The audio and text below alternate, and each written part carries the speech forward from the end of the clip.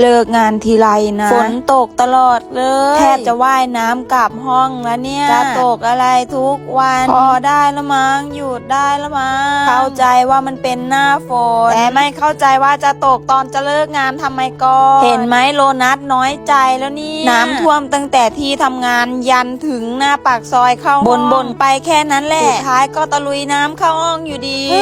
ขาฉันจะเป็นตุ่มไหมเนี่ยยิ่งเป็นคนที่แพ้อะไรง่ายมากด้วยสิจะเป็นอะไรไม่รู้ตอนนี้คือหิวขอกินโลนัสก่อนกินโลนัสตากฝนนี่มันอร่อยเนาะหรือเป็นเพราะฉันหิวหรือเปล่านะมาถึงห้องก็มาหาพัสดุเลยมีชื่อฉันไหมเนาะสรุปก็คือของฉันยังไม่มาส่งจ้าปะขึ้นห้องกันกำลังจะถึงห้องอยู่แล้วเชียวอะไรมันมากระพงกระพริบอยู่ตรงบันไดเนี่ยเห็นในละครท่าไฟกระพริบแสดงว่ามีผีต้องใช้แน่ๆทุกคนจ้าผีแน่ๆดิฉันก็ยืนรออยู่เหิงจนมีคนเดินผ่านแล้วก็เดินตามไปกับเขาเขาบอกว่าหลอดไฟมันน่าจะเสียค่ะยีนุ่นไอเราก็ดูละครเยอะเกินไปเลิกงานมาว่าจะได้พักผ่อนสักหน่อยเห็นผ้าในตะกร้าแล้ว